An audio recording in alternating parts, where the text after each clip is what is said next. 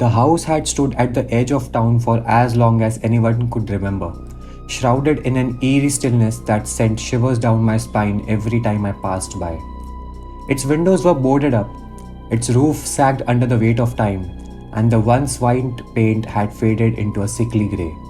But it wasn't the house's disrepute appearance that unsettled me the most. It was the whispers. Whenever I walked past the house, I could hear faint, indistinct murmurs that seemed to emanate from its very walls. At first, I thought it was just my imagination playing tricks on me, but as the days turned into weeks, the whispers grew louder, more insistent, as though they were trying to tell me something.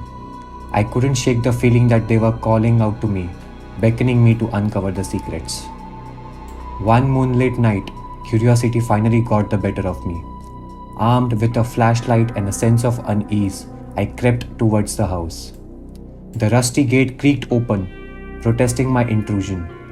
The whispers seemed to intensify as I stepped onto the creaky porch, and the air grew heavy with a sense of foreboding. With a shaky hand, I pushed the front door open. The interior was a labyrinth of shadowy corridors and dimly lit rooms. Cobwebs clung to the corners, and dust danced in the beam of my flashlight. The whispers were no longer distant. They surrounded me, wrapping themselves around my mind like ethereal tendrils. Every step I took seemed to bring me closer to their source, deeper into the heart of the mystery. In a room on the second floor, I found an old ornate mirror hanging on the wall. Its glass was tarnished and cracked, but within its dim reflection, I saw movement. A flicker of movement that wasn't my own. I turned towards the wall, my heart racing, and I saw that the wallpaper was adorned with intricate patterns of vines and flowers.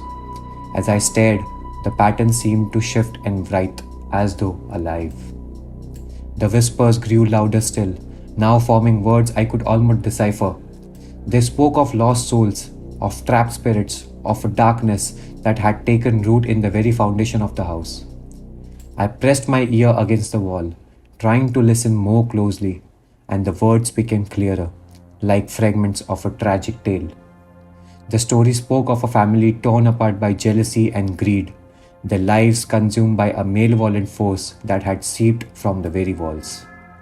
Suddenly, a gust of cold air brushed against my cheek, and I recoiled. The wallpaper before me seemed to peel away on its own, revealing a hidden compartment. Inside, I found a weathered journal, its pages brittle and yellowed with age. The whispers crescendoed, urging me to read the words inscribed within.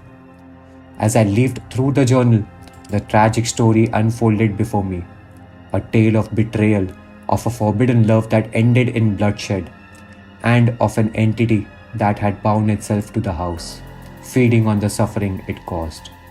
The journal's author, a tormented soul named Eleanor, had sought to banish the darkness, but her efforts had only trapped her spirit within the walls, forever entwined with the malevolent force.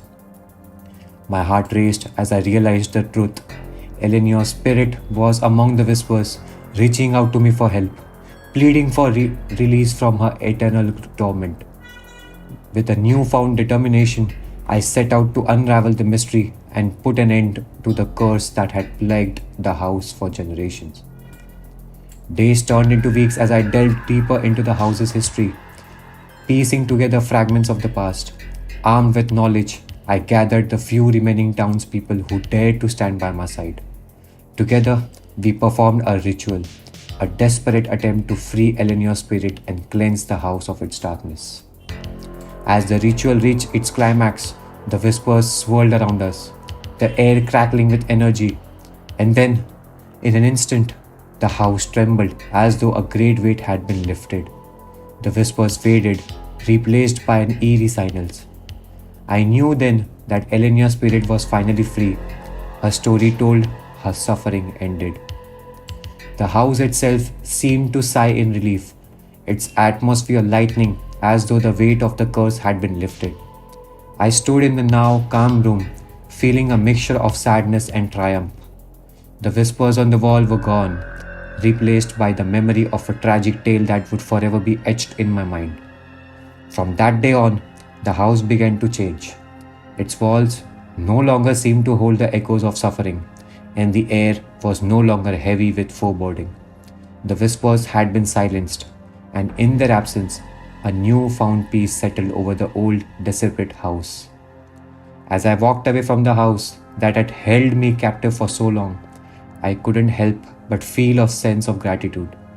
I had uncovered a story of darkness and despair, but I had also played a part in bringing about its resolution. The whispers on the wall had led me on a journey of discovery, one that had changed not only the faith of the house, but also my own understanding of the thin line between the living and the supernatural.